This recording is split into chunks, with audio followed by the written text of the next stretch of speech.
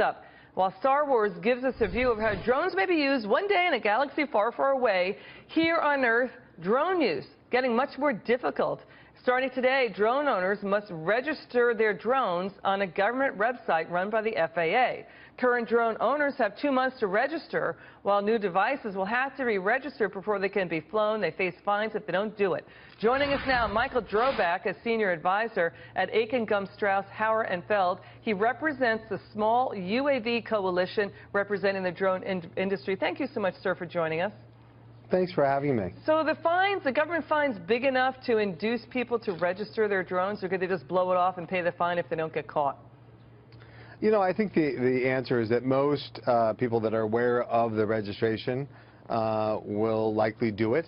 I think one of the issues that we have is that many consumers are not aware of the fact that they are actually going to be forced to register their drone, and that is a weight of about a little over a half pound. So it's a very small unit.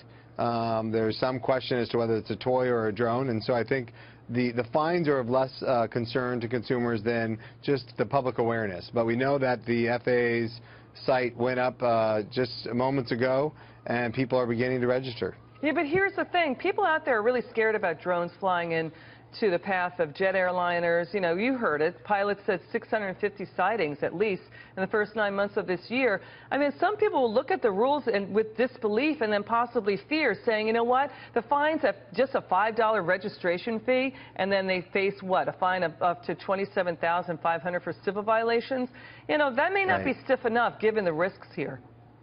Yeah, well, I would say this. The point you make is one that is controversial, in that there are a number of issues that have faced manned aircraft.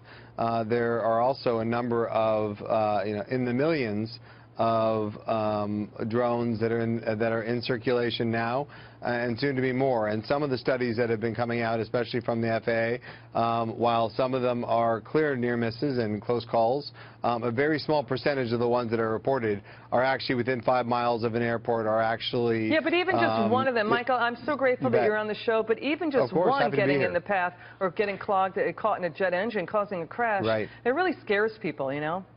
It does, and rightfully so, which is exactly why you take measures such as the one today. And again, these are measures that are to enhance safety and accountability. Okay. And I would say, just as an aside, this is technology that's being used widespread throughout the world.